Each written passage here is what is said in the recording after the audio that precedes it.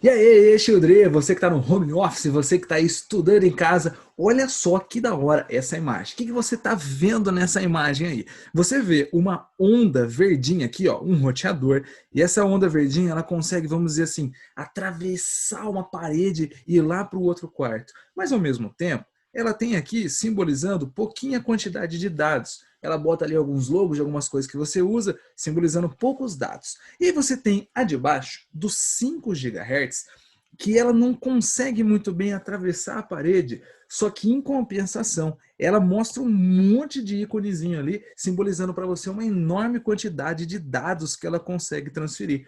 Como que a gente interpreta isso na física para o nosso vestibular? Olha só, a gente tem da aula ondulatória uma equaçãozinha que é V igual a lambda F. Teacher, significa o que cada letrinha para gente? O V significa velocidade da onda. E essa velocidade da onda, a gente vai considerar que ela acaba sendo constante ali onde você está. Se falar na sua sala, na sua casa, a gente vai considerar que ela não se alterou. Quando eu pego o lambda, esse cara aqui, ele vai ser o wavelength. Em inglês, wavelength, comprimento de onda. O que é o comprimento de onda? Vamos entender de um jeito mais fácil como sendo o tamanho da onda. Então, se eu tenho uma onda muito grande ou uma onda muito pequena, e esse F aqui para a gente vai ser a frequência da onda.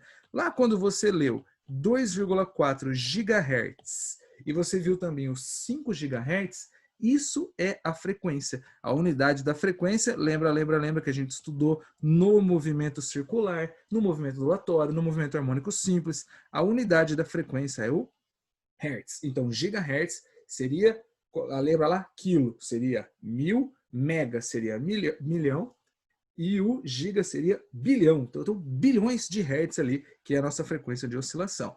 Então, a velocidade é igual a lambda vezes a frequência. Se esse valor aqui é constante, então a gente sabe que para valores maiores de frequência, eu tenho valores menores de comprimento de onda. Então, quanto maior a frequência, menor a onda, certo? Maior a frequência, menor a onda. E o que acontece do fato da onda ser menor? Se a onda for menor, ela tem o que a gente chama de maior poder de penetração. Então ela consegue, por exemplo, atravessar a sua pele, atravessar as coisas mais fácil, porque ela é pequenininha. É um negócio meio óbvio, né? Então, quando eu tenho um comprimento de onda menor, eu vou ter uma maior penetração. E isso daí é bom ou ruim? Infelizmente acaba sendo ruim. Por quê? Porque essa onda ela vai penetrar e ela vai acabar sendo absorvida. Então o lambda maior, ele vai ter um lambda menor, desculpa, ele vai ter uma menor penetração. Ou seja, ela vai ser absorvida facilmente pelas coisas. É por isso que aqui nessa figura, ele mostra que os 5 GHz, que tem o lambda menor porque a frequência é maior, não consegue atravessar tão bem assim a parede.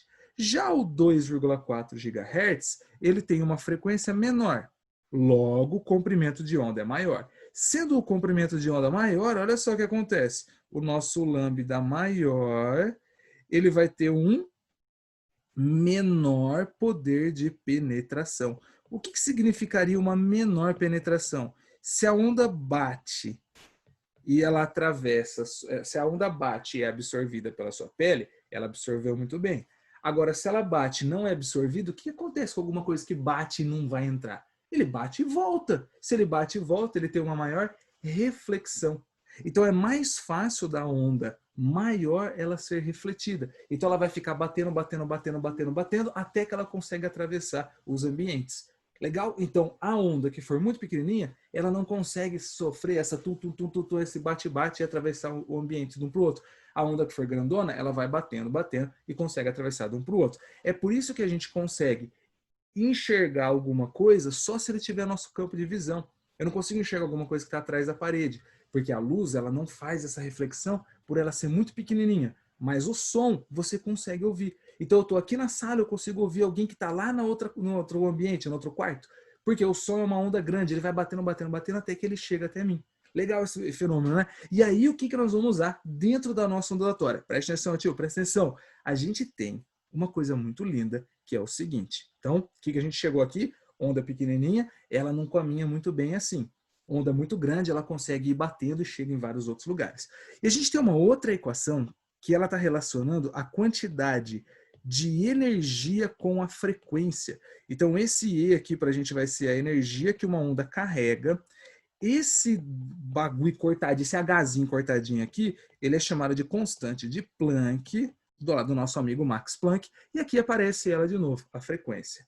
E quando você olha para essa equação, você vê que quanto maior for a frequência, maior vai ser a energia. Só que energia aqui para a gente vai fazer o seguinte, como eu estou falando de internet, essa energia eu vou falar que é a transferência de dados. Transferência de dados. Quanto mais transferência de dados você tiver, mais você diz que minha internet está rápida, tem dados, bastante dados, minha internet está rápida. Então vamos pegar aqui a relação, frequência alta, energia alta, bastante dados. Só que se a frequência é alta, a onda é pequena, ela bate e absorve. Então, quando eu tenho uma maior quantidade de dados sendo passada, eu tenho um menor alcance. Então, se eu estiver perto do roteador, é muito interessante que eu use o 5G. A minha velocidade, os 5 GHz, a minha velocidade vai ficar maior, a velocidade de dados vai ficar maior, só que eu preciso estar pertinho, porque ela não tem tanto alcance assim. Quando eu passo para o 2,4 GHz, o que acontece? A frequência é menor, logo a energia é menor, a transferência de dados é menor.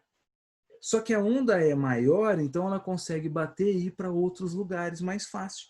Então, se o seu roteador está na sala e você está lá no quarto, seria interessante usar o 2,4 GHz. Maior alcance, com um pouquinho menos de dados. Se o roteador está na sala e você está na sala, compensa você usar os 5 GHz.